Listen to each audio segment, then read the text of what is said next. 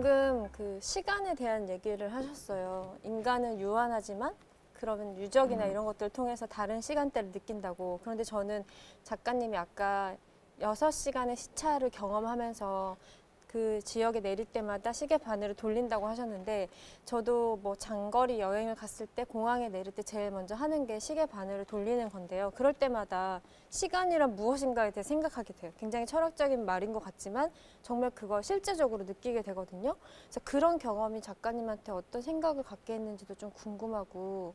시간이라고 하면 이제 보통 그 사람 기댈 수 있는 거의 마지막 신뢰 그런 거죠. 왜냐하면 시간이 그 1시, 2시, 3시 이렇게 차례대로 흘러간다는 생각을 못하면, 그런 믿음이 없으면 사람이 잠을 잘 수가 없잖아요. 그렇죠? 자고 일어났더니 6시간만 자고 일어나야지. 그러면서 6시간 후에 일어났더니 9시간이 가 있어. 이러면은 세상을 어떻게 살아요? 그래서 인간이 그 육체적으로든 뭐 어떤 정신적으로든 유일하게 마지막으로 기댈 수 있는 게 시간에 대한 믿음인데, 그게 이제 세계의 총체성이라는 것을 구성을 하죠. 세계라는 것은 시간대로 흘러가고 과거, 현재, 미래가 있고 뭐 이런 것에 대한 믿음으로 만들어지는 게 총체성인데, 세계의 총체성. 이제 그런 걸 구성하는 게 이제 시간이겠죠. 네, 그런 의미가 있는 것 같아요. 그래서 거기에 대한 감각을 잃어버리지 않는 게, 그걸 갖다가 확실하게, 확고하게 그 감각을 갖추고 있는 게 중요하다고 저는 생각을 해요. 인터스텔라에서 나오는 것처럼 이제 그 시간이라고 하는 것은 편재한다. 흘러가는 것이 아니라 과거에서 현재 미래로 흘러가는 것이 아니라 편재한다라고 하는 것이 이제 현대 물리학에서는 갖다 이제 그것이 이미 갖다 거의 갖다 진리라고 생각을 하고 있고, 다만 인간이 느끼는 것이 상대적으로 흘러간다라고 보고 있는 거고. 근데 문제는 뭐냐면 어쨌든 인간은 뭔가 아주 특별한 어떤 종류의 체험이라든가 아니면 약간의 초월적인 현상이 아니면 사실은 불가능하거든요. 결국은 인간은 느낄 수밖에 없는 거죠, 이렇게. 그렇기 때문에 결국은 인간이 인간으로서 존재하는 한은 사실은 그 상대적인 시간이라고 하는 것들 자체를 갖다가 느끼는 것은 쉽지 않은 거죠. 그렇기 때문에 어떻게 보면 여행이라고 하는 걸 가는 것일 수도 있죠. 그런 다른 것들을 체험하고 싶어서, 또는 다른 시간대와 다른 시간, 예를 들어서 뭐냐면 저는 예전에 북경이라고 하는 데를 갔다가 이제 90년대 중반에 이제 처음 갔었는데, 90년대 한 후반쯤에 처음 갔었는데, 그때 느낀 것이 뭐냐면, 아, 이 북경이라고 하는 곳은 한국으로 따지면은 60년대부터 다 있구나. 60년대, 70년대, 80년대, 90년대가 한 거리에서 갖다 블럭마다 여기는 60년대고 여기는 70년대고 여기는 90년대고 이런 느낌들, 그런 느낌들을 갖다가 어떻게 보면 보기 위해서 여행을 가는 것들도 있는 것 같아요. 역사적으로도 횡단하는 사람들에 대한 예를 찾아볼 수 있다고 작가님이 사전에 얘기를 해주셨는데, 거기에 대해서도 좀 들어보고 싶어요. 뭔가 위기가 있을 때 사람들이 자기가 살던 그런 어떤 지역을 떠나서 다른 곳으로 이주를 하죠. 이를테면은 에드워드 기번이라는 사람이 쓴 로마 제국 쇠망기라는 책이 있잖아요. 한 4세기부터 이민족들이 이탈리아로 치고 내려옵니다. 위에서부터 뭐 우리가 잘 알고 있는 훈족, 뭐 스키타이, 뭐 이런 뭐 몽골이나 뭐 중앙아시아 쪽에 있던 그런 이민족들이 이탈리아로 침공을 해서 결국에는 서로마 제국을 망하게 만들어요. 그래서 로마 제국 쇠망기라는 것이 로마 제국에 대한 얘기지만, 황제들에 대한 얘기지만, 다른 쪽으로 보면 이민족의 침략에 대해서 로마가 어떻게 당했는지에 대한 그런 역사서도 되거든요. 그래서 우리가 잘 알고 있는 반달족들, 그게 5세기에 내려와서 서로마 제국을 멸망을 시켰는데, 그렇게 그 사람들도, 그 반달족도 기근에 시달리고 굶주림, 그다음에 인구가 폭발적으로 증가하고 이런 것들에 반응을 해서 결국에는 대륙을 횡단해서 이탈리아까지 왔던 거 아니에요. 이렇게 어떤 사람이든 개인이든 어떤 민족이든 이렇게 어떤 위기에 처했을 때 사람들은 자기가 살던 데를 떠나서 다른 데로 횡단을 하게 되는 것 같다는 그런 생각이 들어요. 반대로 이탈리아 사람들도 이번에는 동진을 하죠. 반달족이 서진을 했다고 그러면 이탈리아 사람들은 동진을 해서 이스라엘을 점령을 하잖아요. 그렇죠? 이스라엘을 점령을 해서 거기다가 자기네 교회를 세우고 거기서 십자군 전쟁도 일으키고, 그거는 왜 그러냐면 그 유럽에서 이제 정신적인 위기가 벌어지죠. 종교가 위기에 처하고 사람들이 어떤 구심점을 잃어가고, 그러니까 그걸 타개하기 위해서 십자군 전쟁을 일으키는 거죠.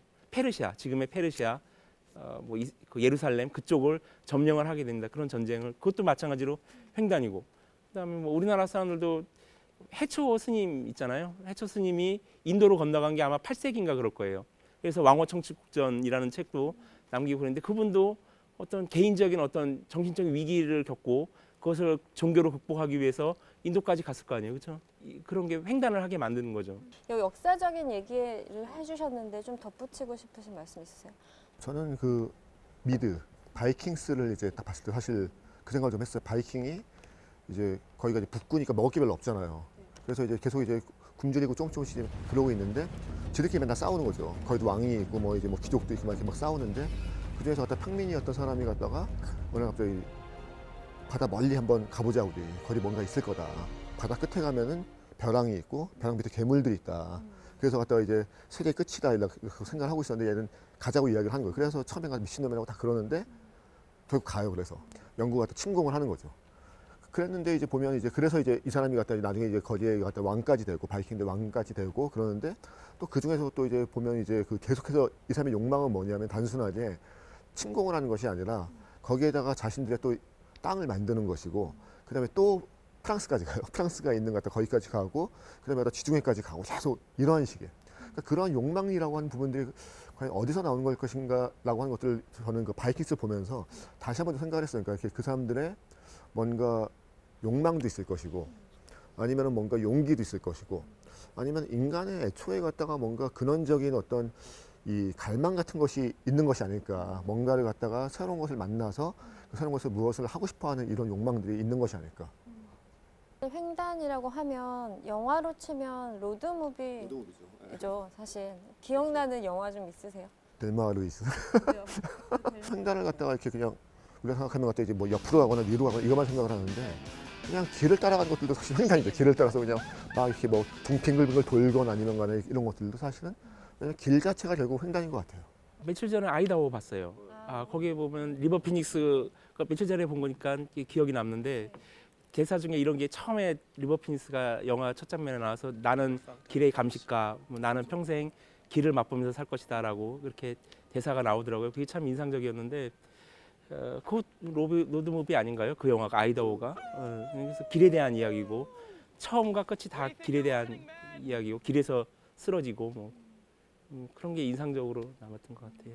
횡단 여행이라는 것 자체가 막 편안한 여행은 아니잖아요. 뭔가 이렇게 새로움을 추구하고 안주하지 않는다는 게 있는 것 같은데 그런 긴 여행을 하다 보면 그냥 인간 존재로서 느끼는 한계 같은 게 저는 있거든요. 뭐 체력일 수도 있는 거고 정신적인 한계일 수도 있는 거고 혹시 어떤 것들을 느끼셨어요? 거기 가면 이제 자기 자신에 대해서 많이 생각을 하게 되는데 혼자 가면 뭐 많이 생각하게 되는데 제가 제일 많이 생각한 게 나는 그냥 가난한 사람이구나 그 생각을 했어요. 가난한 사람. 예. 마음껏 못 사 먹고 그냥 정말 물질적으로. 예, 물질적으로 진짜 가난한 물질적으로 가난 뭐 마음이 가난한 사람이겠어요? 마음만은 저는 부자인데 이제 한계를 그냥 나는 가난한 사람이구나. 거기 가서 외국에 나가서 그 영화에 나오듯이 이렇게 럭셔리하게 드라마에 나오듯이 럭셔리하게 뭘 먹거나 헤이 택시 이래가지고 탈 수 없는 사람 그냥 버스 타고 다니고 뭐 서민 식당에 가서 먹고 뭐 때로는 그냥 대충 때우고 지나가고 그러면서 이제 저 자신을 깨닫는 거죠. 나는 럭셔리한 사람이 아니다. 그렇게 살 수 없다. 그리고 그 전 작가님이 이 여행에 대해서 쓰신 좀 간략하게 쓰신 에세이를 봤는데 좀 재미있었던 감각은 진공 상태에서 혼자 다니는 느낌을 강하게 들었어요. 그러니까 본인이 스스로 의도해서 고독을 택하신 것 같다는 생각까지 들었거든요. 혼자 가게 되면 이제 생각도 좀 많이 하고 뭐 그런 좀 생각이 좀 깊어지고 사람이 뭐 얄팍하게 이렇게 까불까불하지 않고 뭐 그렇게 되지 않을까. 뭐 아니면 혼자 가게 되면 또 여러 사람을 보게 되고 시간이 일단 많으니까 여러 가지 것들을 체험하게 되고 부딪히는 것들도 많게 되고 고생도 좀 더 하게 되고 이런 것들을 기대하고 갔어요 혼자. 네. 그 기대만큼 그 이상으로 힘이 들었죠. 어떻게 힘이 드셨어요? 길을 못 잡아서 버스를 잘못 탄다든가 아니면 길을 잘못 들어서 또 한두 시간 헤맨다든가. 오늘의 대담의 주제가 횡단이었는데 그 횡단의 사전적인 의미는 이제 가로지른다, 뭐 대륙이나 대양 따위를 동쪽에 서쪽으로 가로 건넌다, 혹은 가로 끊거나 자른다, 막 이런 개념들이 있는데 작가님이 작가님이시니까 여기에다가 하나를 더 추가한다면 개인적인 사전처럼 횡단의 의미를 하나 추가하신다면 어떤 걸 하실 수 있을 것 같아요? 횡단은 실제로 어디로 간다는 얘기 아니에요. 그러니까 그 실제로 어디로 가면서 거기서 실제에서밖에는 얻을 수 없는 어떤 것들을 거기서 자기가 보고 느끼고 뭐 그렇게 된다는 게 제일 중요한 것 같아요. 굳이 그런 게 필요 없다면, 실제적인 지식이나 감각이 필요 없다면 우리가 굳이 떠날 필요가 없죠. 그냥 구글 어스로 다 되는데, 처음에 구글 어스가 나왔을 때 사람들이 피라미드 같은 거 보면서 여행 가는 것보다 낫네 뭐 이랬잖아요. 근데 실제로 여행을 가는 것과 그게 같나요? 아니잖아요. 달 위성 사진을 보는 것과 실제로 달에 가는 것과는 다르잖아요. 그렇죠?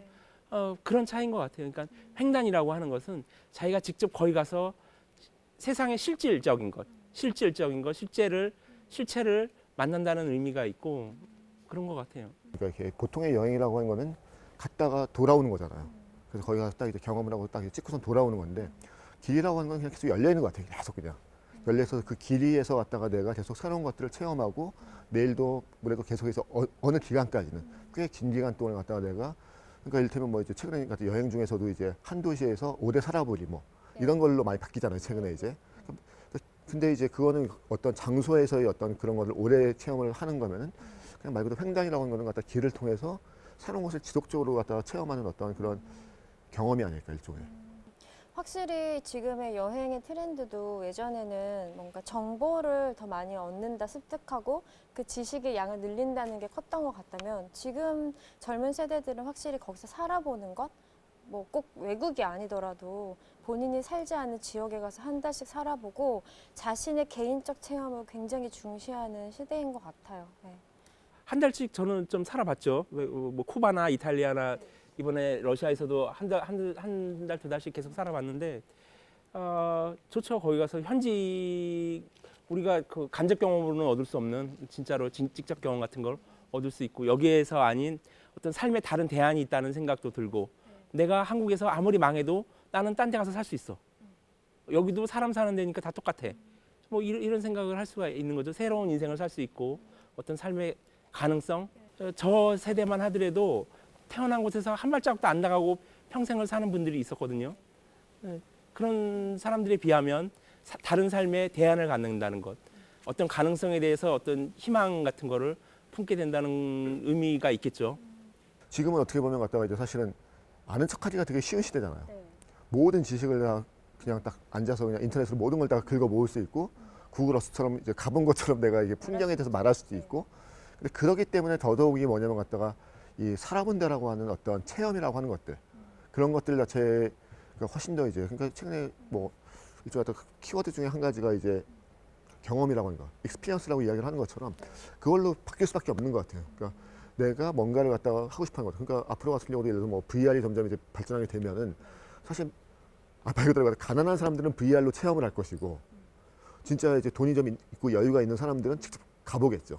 그래서 그런 것들 자체가 어떻게 보면 갖다가 차이가 생기겠죠. 개인적 체험이나 내 개인적 감각이 곧 재산이 되는 어떤 새로운 등급이 되는 사회인 것 같다는 전 생각도 들어요. 네. 굳이 이렇게 뭐 정보를 습득한다든가 뭐 사회적으로 성공을 한다든가 뭐 이런 의미 없이 그냥 가서 한 달 사는 것도 너무 재밌는 것 같아요. 재밌고 뭐 삶의 활력이 되고, 그다음에 돌아와서도 뭐 얼굴에서 조금 그게 티가 나지 않을까요? 나는 딴 나라 물 먹고 왔어 뭐 이렇게. 오늘 이렇게 횡단이라는 주제로 이야기를 나눠봤는데, 지금 오늘날 지금 이 순간에도 횡단을 꿈꾸고 계시는 분들이 많으실 것 같은데, 그분들에게 마지막으로 메시지를 한 말씀씩 남기면서 이 자리를 마무리해볼까요? 횡단이라는 건 시간이 많이 들고 또 돈도 많이 들기 때문에 일단 실제로 가기로 그렇게 마음을 먹으셨으면 너무나 계획을 잘 짜서 좋은 거 많이 보고 많이 경험하시길 이렇게 바랍니다. 남들이 보지 못한 것들을 보고 오시기를. 저는 뭐 제가 아직 안 갔기 때문에 가야죠. 그리고 가는 게 좋을 거라고 생각합니다.